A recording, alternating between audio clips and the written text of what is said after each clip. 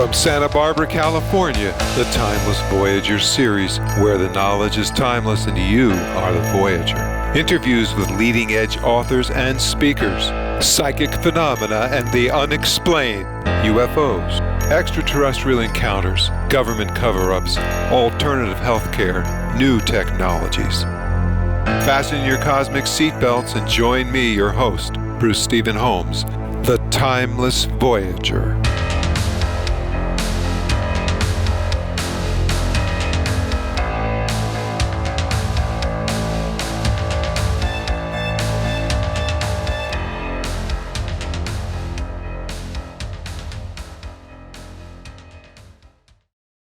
Hello, everyone. Bruce Stephen Holmes, Timeless Voyager. Today, I'm very excited to have our next guest, Andrew D. Basiago. Now, we're on through the magic of telephone, kind of old school. Andrew is the American lawyer, writer, public speaker, media personality, and for those of you who may not remember, he was a 2016 independent candidate for President of the United States. But he is best known for serving as a U.S. chrononaut in Project Pegasus during the advent of time travel and Project Mars throughout the beginnings of interdimensional travel. Welcome to the show, Andrew. Good to be with you, Bruce. Very charmed by your perfect pronunciation of my name. That was great. Okay. Would you mind if we started with something that might be important for those people that don't really know what a chrononaut is? Maybe you could just tell everyone what a chrononaut is. Well, chrononaut emerged as a term. I popularized it, but I didn't originate it. It emerged actually in a science fiction novel, I believe published in 1962. But all it is essentially a time traveler, a time voyager, just as astronaut. But it is a legitimate term. So I've been popularizing it because we were not strictly time traveling. We were sometimes just viewing into the past or future with a device like the Chronovisor, but also we could, of course, go to the past or future inside the hologram of a Chronovisor. But I've tried to popularize Chrononaut just to emphasize that Projects Pegasus and Mars were multidimensional. They were even looking into the nature of the human spirit. And so it's sort of, the simple definition would just be time traveler, but really I think the best definition would be sort of a time-space explorer. Okay, so now that people have an idea, I think they now know what we're going to talk about. So where would you like to begin with this story? Well, I think that there's been a lot of discussion of chronovision. For example, most recently, the Guardian of the Looking Glass set of claims made by somebody who interviewed me 10 years ago or 13 years ago, and that's Frank Jacob of Canada. The use of the phrase Project Looking Glass, I believe, was initiated by Carrie Cassidy of Project Camelot. There were a few times in Project Pegasus in which the chronovisors were described as a looking glass, initially into the past. But I'm concerned that what chronovision was really doing has, to some extent, been submerged by a popularization that has taken a de minimis approach to chronovision and its significance. When you say that, maybe you could be just a little bit more specific, or maybe we could talk a little bit about the Chronovisor for a moment. Right. Now, I entered the U.S. time-space program in 1967-68. But the chronovisors had their origin in the 1940s when two Vatican musicologists, both teaching and doing applied scientific research at the Catholic University of Milan, Fathers Pellegrino Ernetti and his colleague, Father Agostino Gemelli, also known as Pier Maria Gemelli, were studying the harmonic patterns of Gregorian chants. For example, to explore why Gregorian chants have spiritually edifying principles, how they tend to have a calming effect on the human spirit. So they were designing a specific microphone to split the individual voices of the Gregorian chants. And when they made a specific modification of this particular microphone, something that Father Gemelli's father had said to him in childhood, when he would refer to young Agostino Gemelli as my little zucchini, came through the microphone. And so to their astonishment, they realized they had discovered essentially a window to the past, and something that would pick up past signals and magnify them in the laboratory.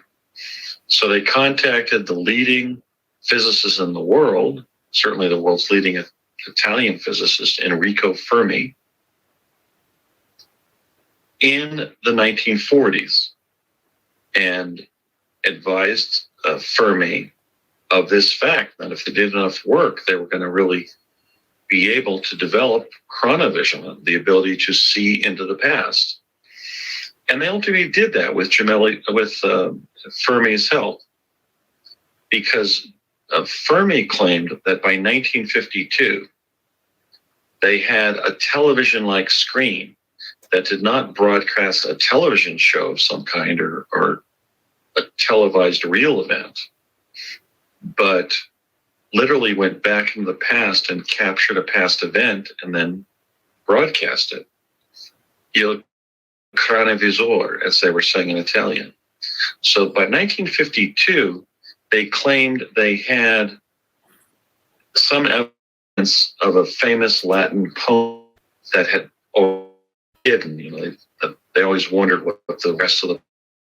So they actually made a discovery in time. Now, I came into the Chronovisor in Project Pegasus in 1970, the fall of 1970. And by then, what had happened is the Vatican had passed the initial Chronovisor technology on to the U.S. Navy because it had ambit over time travel. Initially, the U.S. Navy used to see over the physical horizon on the oceans, and so it was given ambit over the time horizon during World War II. And they then passed the Chronovisor technology as it existed with Ernetti, Gemelli, and Fermi on to DARPA, which originally, of course, was ARPA, the Advanced Research Projects Agency, but would become the Defense Advanced Research Projects Agency. DARPA took the Chronovisor technology and spun it off in Project Pegasus, giving it to Bell Labs in Murray Hill, New Jersey, about 15 minutes away from my home in Morris Plains, New Jersey, and my birthplace in Morristown, New Jersey. And when I encountered the Chronovisor, what they were doing was putting an electromagnetic signal through 8-sided bismuth crystals.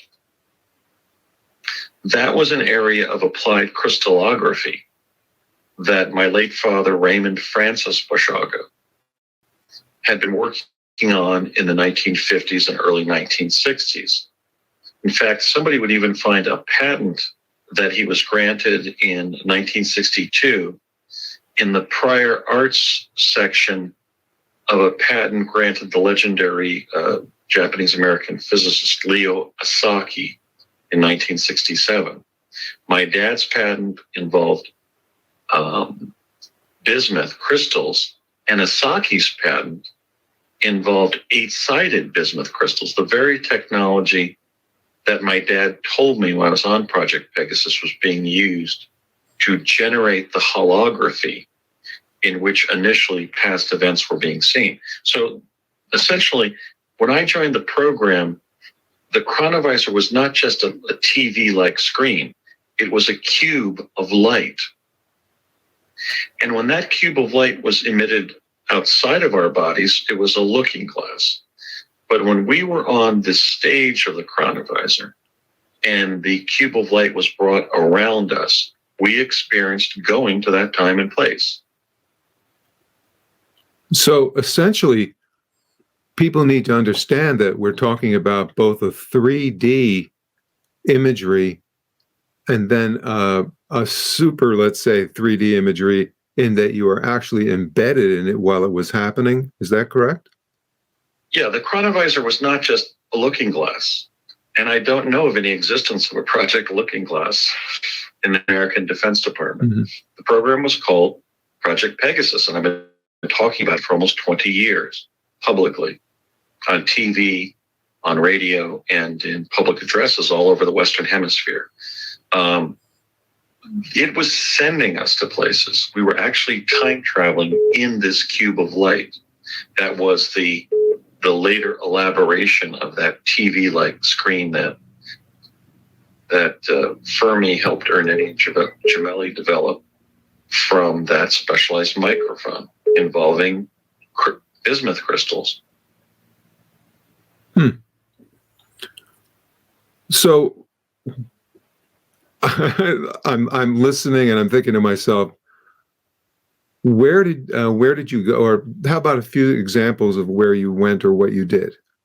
Well, when they were essentially having wee children. Yeah, you know what? I think I'm going to interrupt. I think we need to explain to people who was actually on this particular project with you. Maybe not their names, but maybe a little bit more about the project itself. Would that be appropriate? Well, we have, they were involving children for various reasons, but I was part of what I was told was 140 American school children. Let me just say that there were a number of different reasons for the use of children. So let me just cite two. In the case of the Tesla teleporters that could carry somebody through a vortal tunnel in time space, which is an entire different set of technologies that the program was working with. Let's say they wanted to do that with the president or vice president or secretary of state and defense and their children. Obviously, the first children often would travel with the president, right? They wanted to know whether teleportation would be something acceptable to use on the first children of the country. And so they got stable, bright, healthy children from, intact church-going families, the kind of kids who would be the children of the president and these other executive branch officials. So we were recruited in an international or, a national talent search. And the goal was to test the technology. We were, in a sense, experimentees. But in the case of the chronovisors, we were necessities because the sensitivity of the holograms that were being generated was such that they needed to use bright children. Their only other option would have been very tiny adults. And because we were trainees to be the first generation of Americans to be accustomed to different types of time travel from early childhood, let's say in the way that Philippe and Jean-Michel Cousteau were accustomed to scuba, traveling into the ocean via scuba gear from childhood. We were, going to be the first generation of American chrononauts accustomed to traveling in time space from early childhood.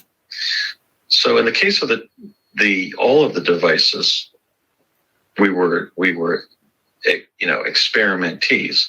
But in the case of the chronovisors, we were necessities because the hologram would collapse often if adults were used.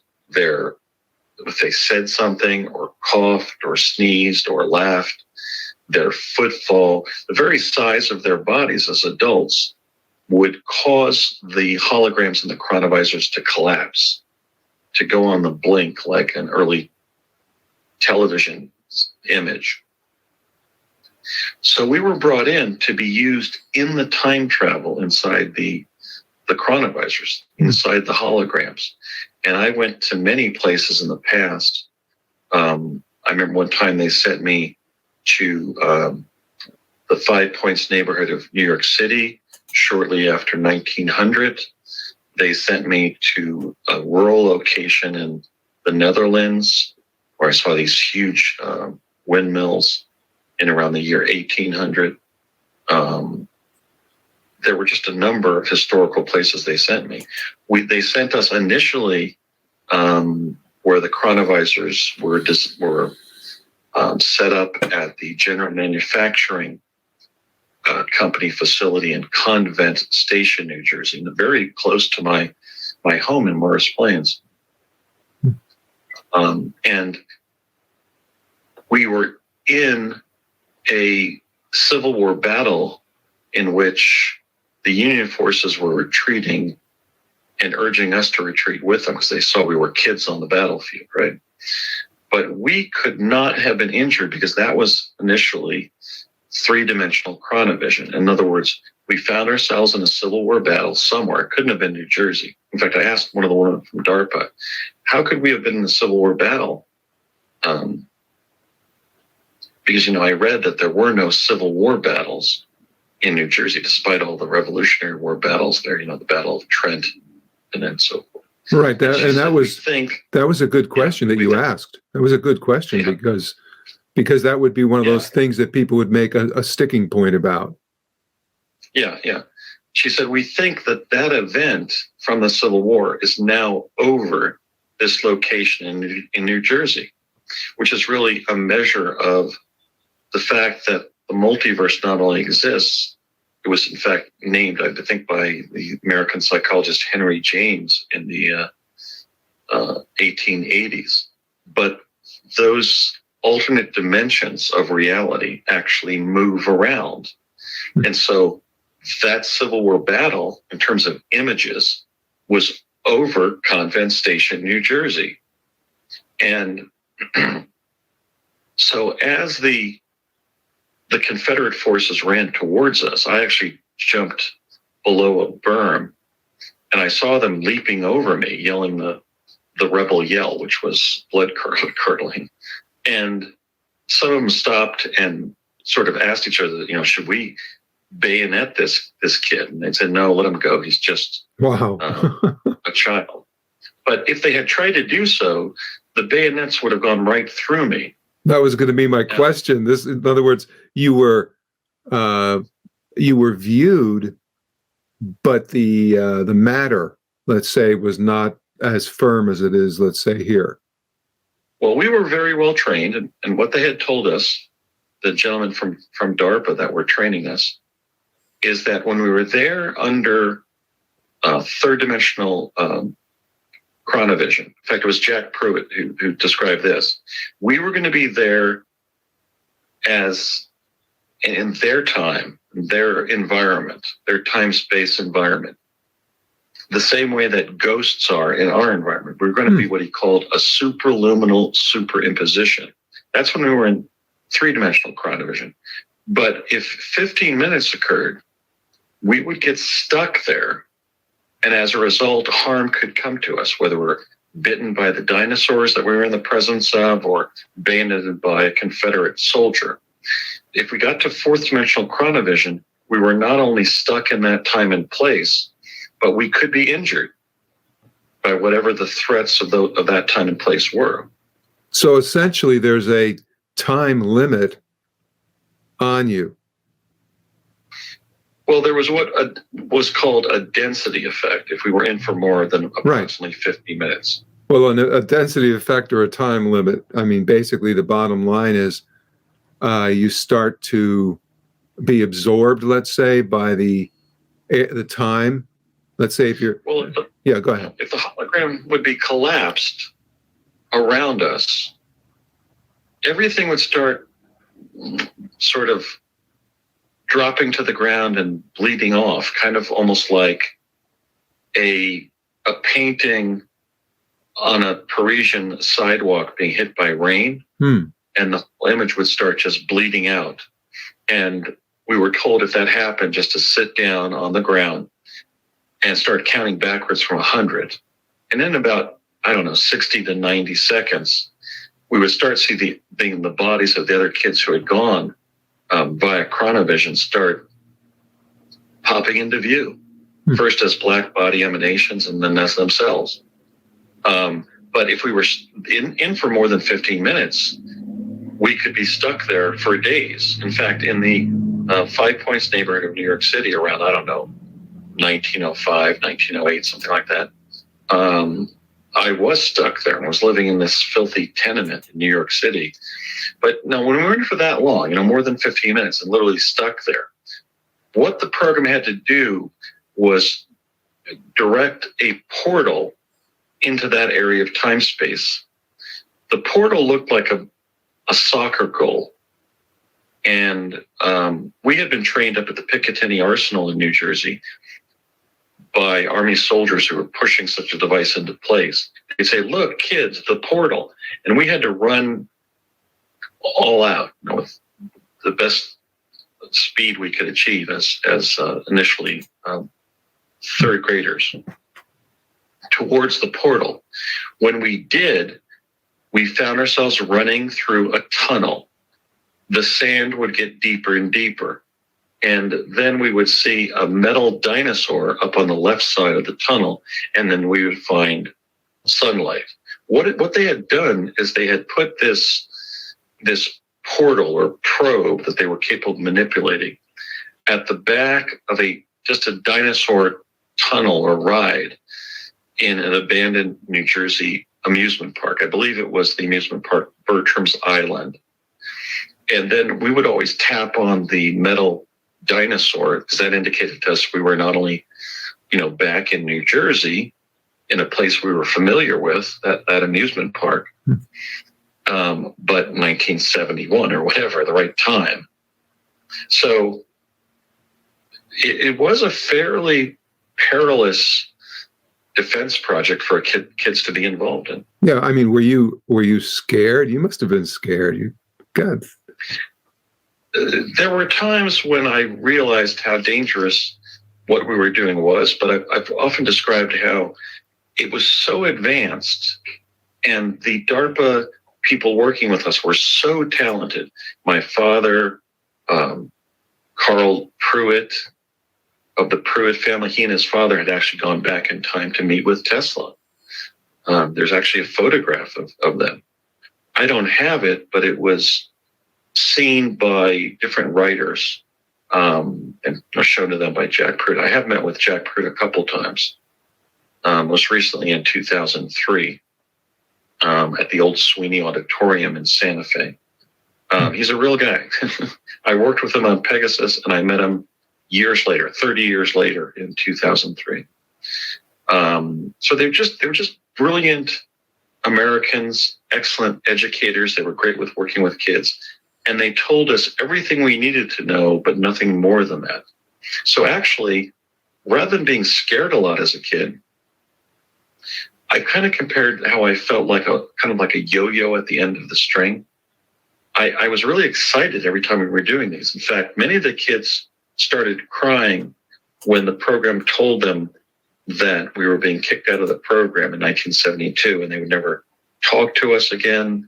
If somebody asked us whether the program existed or they knew who we were, they would say the program never existed and we never heard of them. We must be making up some story. And we had to just adjust to the fact that we would no longer be, for example, teleporting between New Jersey and New Mexico, because we had become so fond of doing that we were yelling Geronimo when we would jump through the armatures of the teleporter. So we actually began to view what we were doing as a form of play and adjusted to it as children. Well, that's probably why they used children in the first place. Adults probably would have been really hard to handle if at least that, with all their background. Yeah. Mm-hmm. Yeah, in fact, that's true of why they stopped using adults. My father told me that because adults are sort of fixed in a conventional view of time, space, and our journey through it, sort of elapsed time. Some of them were becoming insane. They were losing their sanity, essentially freaking out by traveling in time.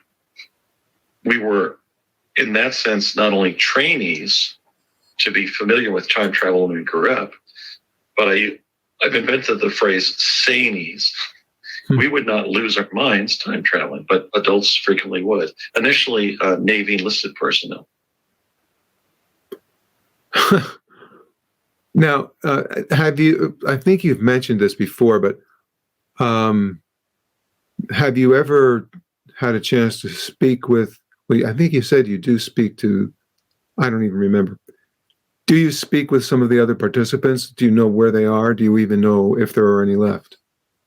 Yes, I know who they are. I mean, I'm 61. Many of the others were exactly my age. But now the kids on Pegasus were born in the late 50s and early 60s. I was born in 61, and I'm 61 this year. I know their names, and I've spoke to them relatively recently, like in 2004, 5, 6, 7, 8, 9. But I just sort of decided not to focus my investigation on the children in the program because, for example, of maybe the 10 or so kids I found from my immediate group in New Jersey, only 2 of them remembered teleporting. And I remembered jumping through the armatures of the teleporter at Curtis Wright in Woodridge, New Jersey, by name. I even remembered the black patent leather shoes of one of the girls reflecting as we jumped through the Wardle Tunnel on our way to Santa Fe, New Mexico. Well, I mean, that's it's a comment on just awareness. I mean, some of them may not have been as aware as you. Yeah, I think it has something to do with the fact that when you involve kids in activities and then they go through adolescence, that tends to cause the most bizarre memories from childhood to drop out. I consulted with a brilliant social psychologist named Dr. Jean Maria Arrigo, educated at UC San Diego. And she does a lot of consulting with the U.S. military and the intel community. And she described that one of the aspects of memory and learning is that, everything is remembered, but very little is learned. And particularly when we have a singular experience of a very strange nature, it's exceptionally difficult to learn, even though, as Walter Penfield described, all those memories are up in engrams in our brains. So she said, be patient with these people, but remember that what you did in that program was so strange that most of them did not learn what they were doing. They will remember ultimately. You'll probably have, maybe a dozen sessions with them on the phone. They'll go, oh yeah, I remember that. They didn't necessarily learn that their childhood involved time travel for the U.S. Defense Department, but I indeed it did. So I have their names, just as I've recorded virtually all of the adults that I met in the program. All right, now there's so much that we can do on this, but I would like to, with your permission, talk a little bit about the Mars project. Sure. Project Mars was sort of a follow-on activity of Project Pegasus. I was brought into it in 1980, although I think it probably began around 1976 when the death of Howard Hughes was totally faked. Now, if there's any reluctance that anybody in your listening audience has for joining what I've called the Truth Movement, my own activity, and I've called it my Truth Campaign, consider this. Anybody who's old enough to remember the widely reported death of Howard Robart Hughes, the legendary American aviator, in April of 1976, needs to know that the American people were lied to. He, in fact, died 25 years later in 2001. Remember the story of Hughes being fearful of germs and spending all day watching Ice Station Zebra while eating black walnut ice cream? That was a story for the demise of Howard Hughes that was used to obscure a number of advanced devices that he had either invented or was working on for the U.S. military and intelligence community. One of them, of course, has been reported. That was the Glomar Explorer, that submersible that was going to lift a Soviet submarine from the floor of the Pacific Ocean. One reason for the faking of Hughes's decline and death in 1976 was the development by then, several years after Project Pegasus ended in 1972. And of course, I had met Howard Hughes in New Mexico, where he was a guest of honor at a lunch staged by Project Pegasus. And he would go on to tell his third wife, Eva McClellan, in Alabama, that she thought he had said that he had just spent some time with these stargazers elsewhere in the country, but I think he actually said stargaters, because the Stargate, of course, was one of the devices that Project Pegasus had developed. Right. So Hughes, by 1976, probably following on what Project Pegasus provided him, had developed a device called an aeronautical repositioning chamber. The particular one that I would be involved in was located at 999 North Sepulveda in El Segundo, California. It was essentially the elevator inside that building. 999 North Sepulveda is right south of the Los Angeles International Airport. It was a couple miles north of Hughes Aircraft in El Segundo. And I would drive down from where I was going to college at UCLA and park my car. And then I would walk into that building and I would go up to the 5th floor and sign in. I would write my name, sign it, put my date of birth and my social security number and my UCLA student ID number, which was my ID number for Project Mars, 700-414-879. And then I would go back into the elevator and I'd go up to the 7th floor and I'd go to my locker, pick up any clothing or food I wanted to take, a photo flash gun that I'd been provided to protect myself from and my colleagues from predators.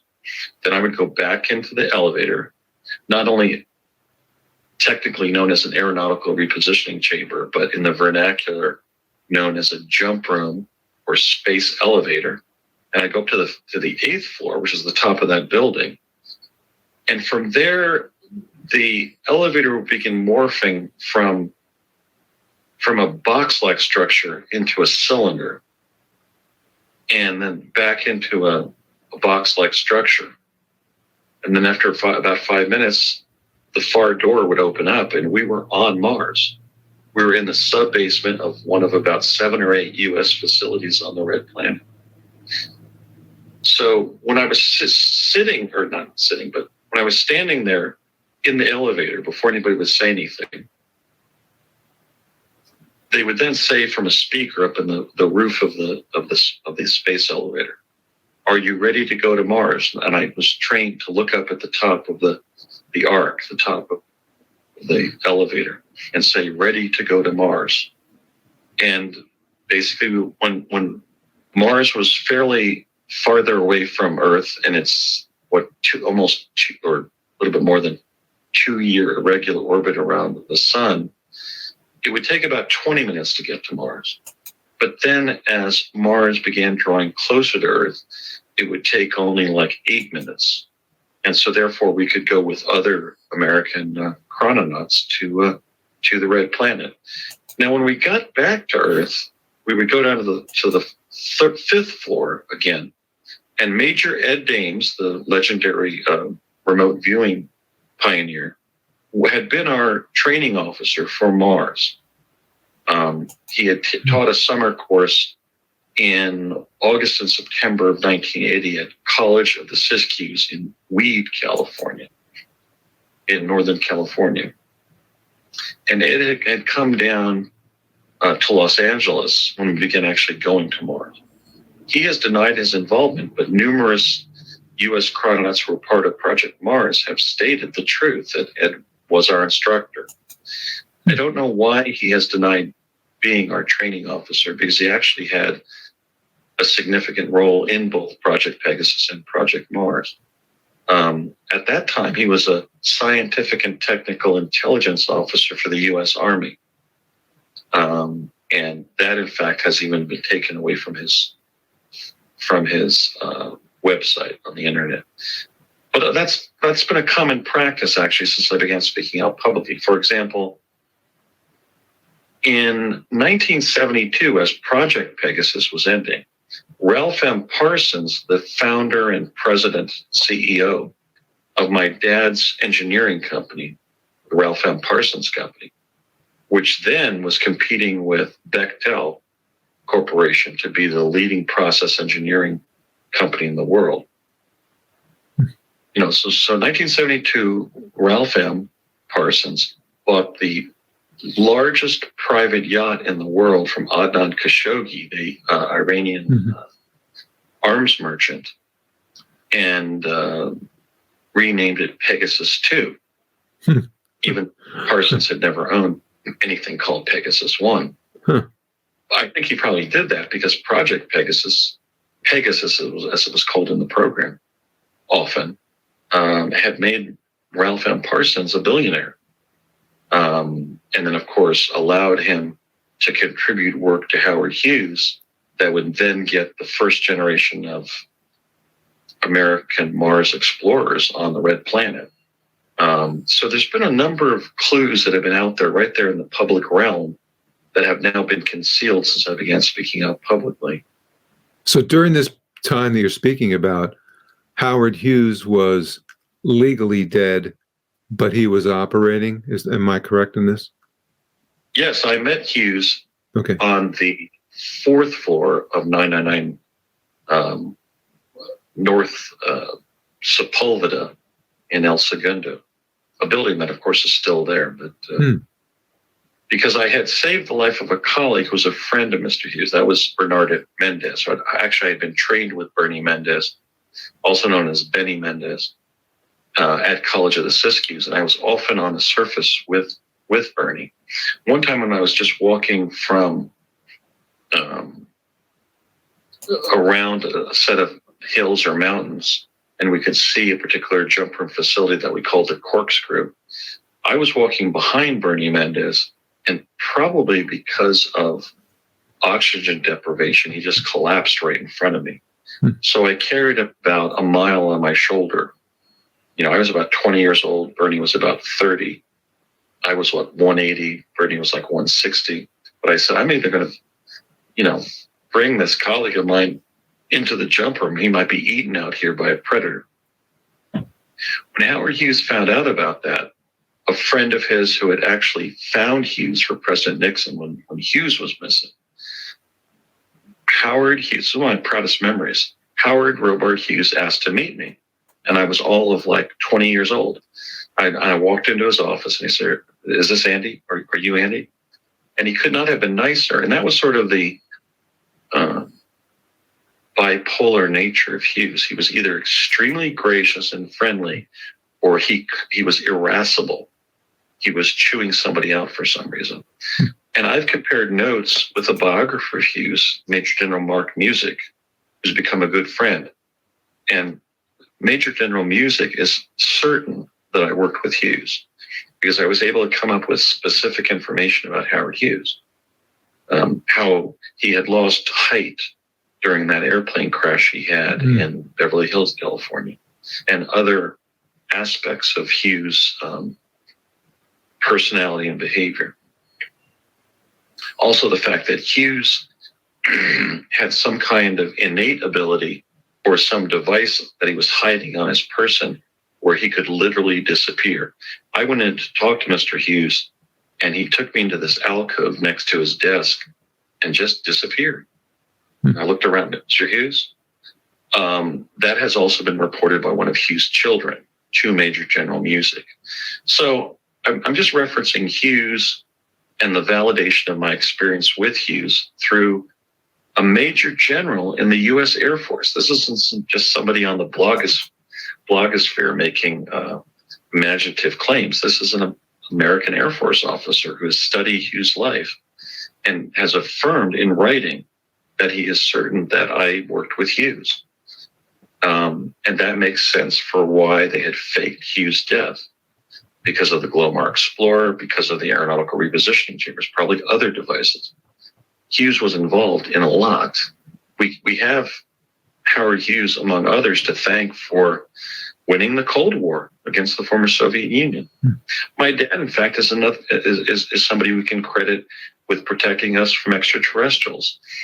In 1952, my dad was working at Okanite in Paramus, New Jersey, and an Air Force officer came to his desk and said, "Are you Raymond F. Basiago?" And he said, "Yes, I am." And he said, "On Monday, you are to report to Curtis Wright in Woodridge, New Jersey, but I cannot tell you why." My dad got there the next week and was in a program where each different engineer had to have a different colored badge, and those with different colored badges couldn't even eat lunch together. That's how compartmentalized that program was. And there at Curtis Wright, by 1955, my dad designed the metal alloy by which a space plane called the Ramjet was built. The Ramjet was a supersonic jet that would suck air in and push it out the back at a high rate of speed. That jet was designed to chase extraterrestrials away from our planet, following that famous July 1952 overflight of our nation's capital, an event that was depicted on the front pages of the New York Times and the Washington Post. You know, when friends tell me about some lights in the sky that they've just witnessed on a show like Paranormal Caught on Camera, I say, wait a minute, this has been a 70-year cover-up. My dad was a young man. I wasn't even born yet when he designed the metal alloy so that the ramjet wouldn't melt from friction with particles of oxygen or in our atmosphere, or particles of space dust outside our atmosphere when it chased ET craft through our atmosphere and out into space. This has been a 70-year cover-up. That's why I've done my part, Bruce, to encourage disclosure. I even ran for president, and one of the first planks in my celebrated platform, 100 proposals, was for transparency on the ET question. Before we go there, let me just ask you a couple other questions.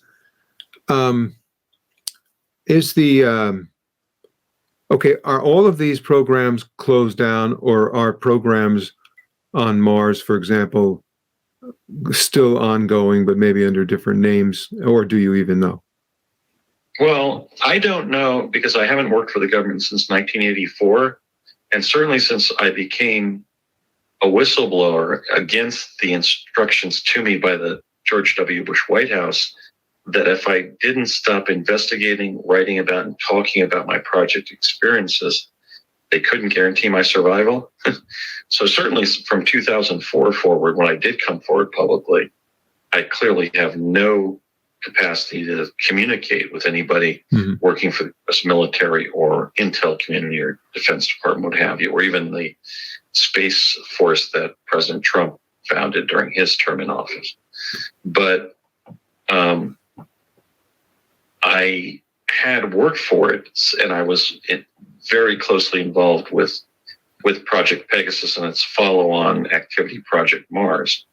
Now, do I know whether Project Mars has continued? I do know from the claims of other government officials, specifically the Israeli general who came forward in, what was that,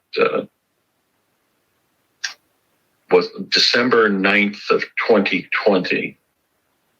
There was an Israeli general that came forward and talked about the U.S. and ET presence on the red planet. So yes, we have a statement from an Israeli general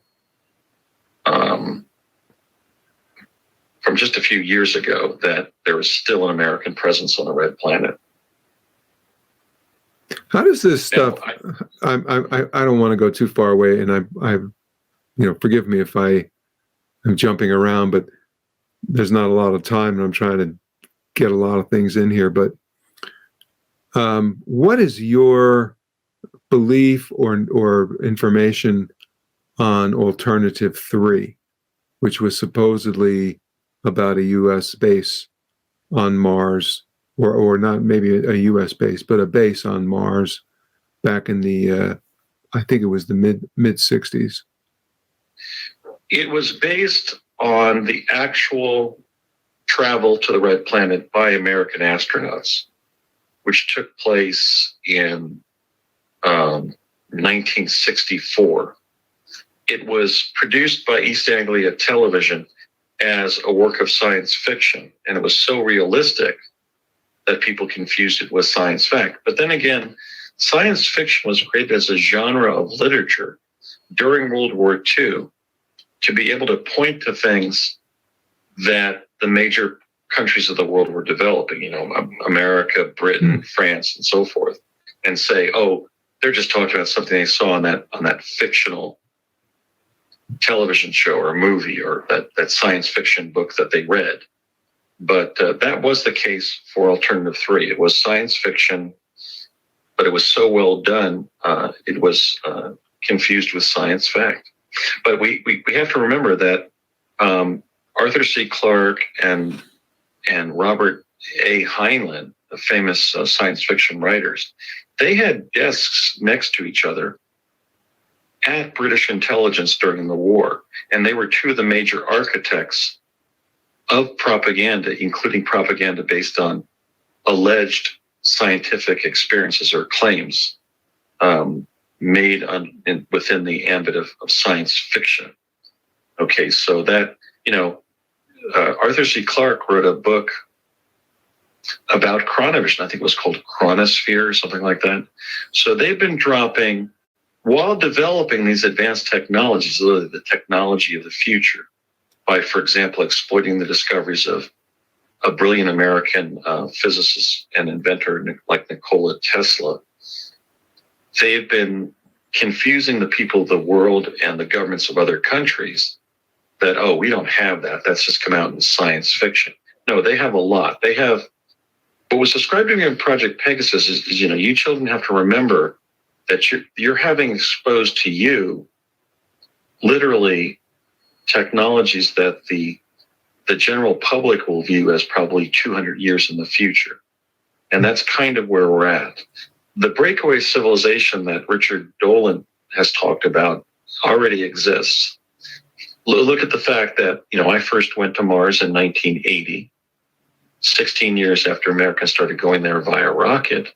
But I went there entering an elevator in El Segundo, California. Which makes a lot more sense, actually.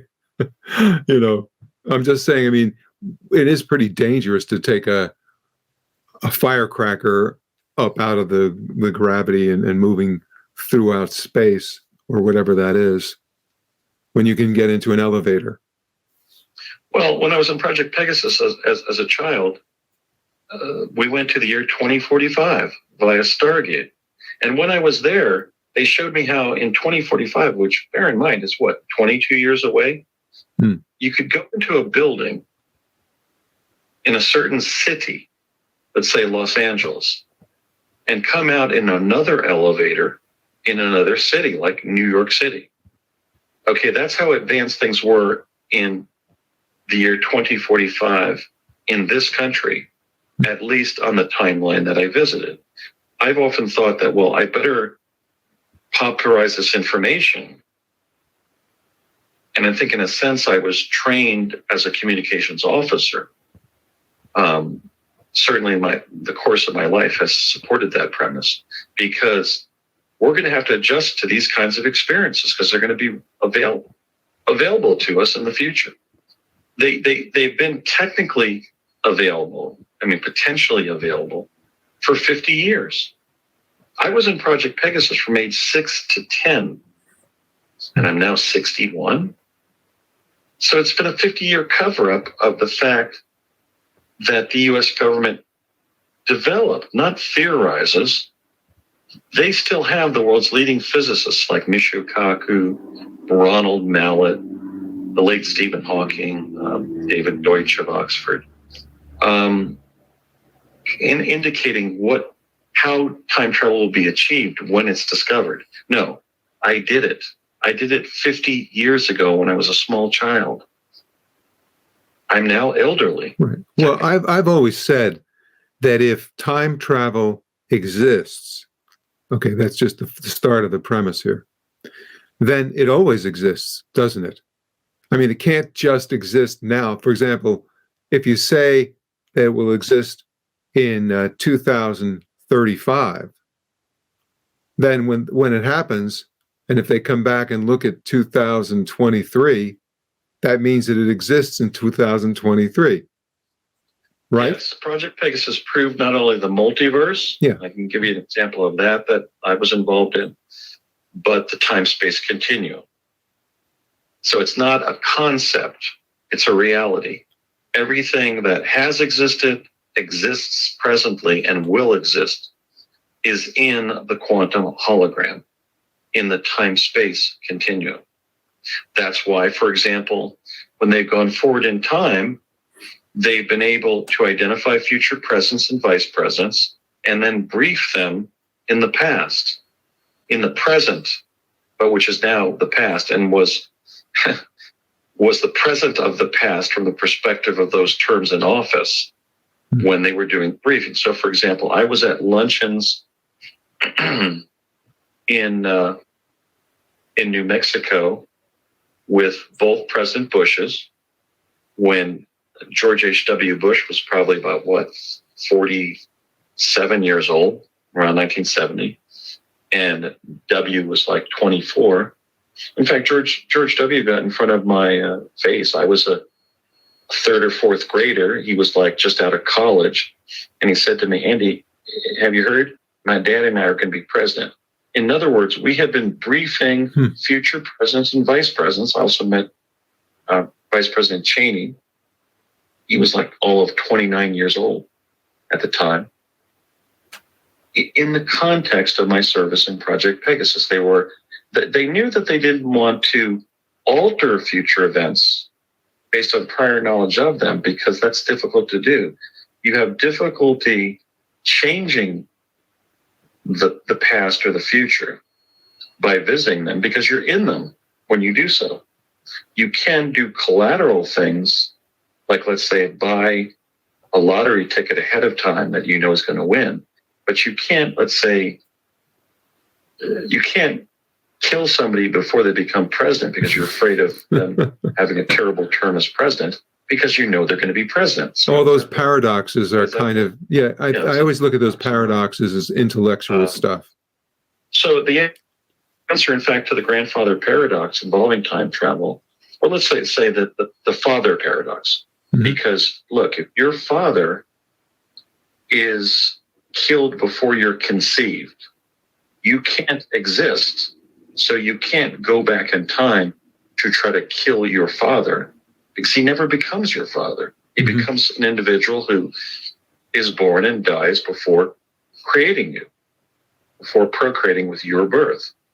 The same thing is true of what I call, retro and proto causation, of trying to change the past or future by time traveling to it. You can't. Okay, so that's an error of logic that science fiction has helped create. So, but at the same time, you can engage in contingency planning, in collateral planning and strategy based on your knowledge, let's say, of future events. And we know they've been engaging in that because I literally met Presidents Bush 41, Bush 43, Clinton, and Obama, literally decades before they became president of our country. And quite frankly, I want everybody to know they were really pretty much nice guys. I interacted with them because they had just been briefed on their presidencies. In the case of President Obama, even while he was still using his original Indonesian name, Barry Sotoro, he was regarded as a pretty nice and a pretty smart guy by the people in the program, and he was one of our Mars chrononauts. In other words, your 44th president elected to never tell you that he was essentially the first American astronaut or chrononaut to reach the White House. I've been told I might be the second, but I don't know. All right. Unfortunately, we have kind of run out of time here, but maybe you have something that you'd like to wrap this up with, and then maybe we could have you come back. There's a little hook. I want everybody in our country to accept my suggestion, adopt as our national anthem, Get Together by the Youngbloods. Come on, everybody now. Let's smile on your brother. Everybody get together. Try to love one another right now. Because look, we are in an hour of maximum danger as a country. The Chinese, for example, have wanted to take our country for 40 years to get hold of our food supplies, the richness of our agricultural lands. They are running out of food. And like all people, they want to live. So they have considered militarily overtaking this country. But because of unprecedented factionalism and partisanship and a kind of a paranoid style of politics that has only been enhanced by the internet, we are in an unprecedented period of division as one people, e pluribus unum, from many, one. That's the goal, not from one, many, but I don't know what that is in Latin, but that's where we're at. I'm upset about the degree of almost axiomatic hatred that was shown to President Obama by Republicans and to President Trump by Democrats. I did not vote for President Trump. I ran against him. He made mistakes. I think that ultimately January 6th will be blamed on him. But when I studied that event, I saw that he was telling everybody not to do the wrong thing, to do the right thing. I'm reminded of what General Colin Powell observed when he was Secretary of State. And that is that every American is angry at every other American. We're seeing these unprecedented school shootings and public acts of mass murder. Our country is sick, and in its sickness is a divisiveness that may cost us our country because we may lose our country to other powers. So what I want to see is people step back and reality test where we're at and recognize that our country has been diminished by the separation between all Americans. Let's at least play Get Together by the Youngbloods, that great song from the 60s that I know you as a brilliant musician and producer of music would remember, Bruce. Oh, yeah, because I've done it. I've sung that song. Yeah, it's great, right? I think it sends a much better message of how to become one out of many. And I think that we're not just doing that because it would be a neat thing. I think that's going to be necessary to save the country. Before we even get to a world of teleportation and chronovision, of course, we wouldn't want to introduce chronovision on a mass scale because, as I've often said, you wouldn't want to have your privacy violated through chronovision. I mean, theoretically, if chronovision was reduced to practice on the internet, all of our sex lives could become the pornography of the future. And for all of us who would like to see Abraham Lincoln giving the Gettysburg Address, as I was sent to do on November 19th of 1863 in 1972, sure, it'd be great to show school kids Lincoln giving the Gettysburg Address. But chronovision allowed on a mass basis would also allow us to see Abraham Lincoln going to the bathroom, Right. making love to Mrs. Lincoln. Yeah. So it just is not something we want to violate everybody's privacy with. In the case of teleportation, I think we should introduce it in real time. But if we introduce teleportation to the past or future, which was possible, I was doing it in Pegasus, because after we introduced just teleportation in real time, they found the way to cause us to arrive at the destination in what we call the past or future. If everybody had that ability, everybody and his brother would have bought Microsoft upon its initial public offering. And all the money in the U.S. economy would have gone to Bill Gates. Pretty frightening prospect. So we cannot introduce time travel. Mass time travel by mass people and mass timelines would lead to mass chaos. Certainly economic disruption, economic misallocations of money in the M1 money supply. And also a manipulation of people's personal lives. If somebody could time travel to the future and see if they were divorced, who would marry? You see? So we don't want to give people total knowledge of what the future holds. It would lead to all kinds of privateering, disruption of natural life cycle events, and so forth. If people failed at something, they would not try it. And maybe in the failing, we're still learning something on a transpersonal, spiritual basis. I would say at 61 that I feel that I've learned as much from my failures as my successes.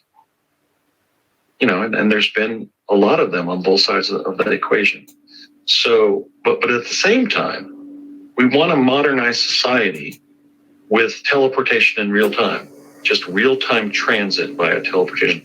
Imagine going from, let's say, London, England to Sydney, Australia, not for 24 hours on a commercial airliner, but in several seconds via a Tesla teleporter. Well, I was getting between Woodridge, New Jersey and Santa Fe, New Mexico by 1967, 68 in several seconds. That's a distance of 2,005 miles. That means if we introduced it, kids in California could, let's say, go to a dinner party in Paris and come back and sleep in their own beds. Whose lives wouldn't be improved by virtually instantaneous travel? Well, I can think of all the hotel chains. Anyway, listen, we need to wrap it up, but I tell you what I'd like to do. I would like very much to invite you to come back, and I hope that you will consider it. And I've really appreciated you being with us today, Andrew. And thank you for doing the show. You've got it, Bruce. I'd be happy to return, and as long as you want. My life has been an open book. I've applied Mark Twain's principle that you should always tell the truth, because therefore you don't have to remember anything. And I would challenge all of the alleged claimants in what has become the secret space program to apply the same principle. I have, and it's worked. I've never been rebutted because I have never had to remember what I've said. I've just been telling the truth on a moment-by-moment basis in interview. And yet, I must say that I was treated completely unfairly by American television. Television is basically another branch of the U.S. government, sort of the fourth branch of government, and is basically a disinformational area of media. But on radio, on programs like yours, Bruce, and as I can see from today's, I've been treated most fairly, and I thank you for that. For the rest of you, thank you for listening to the Timeless Voyager series. And I hope that your own personal voyage through life towards the development of your highest potential is a joyous and successful one.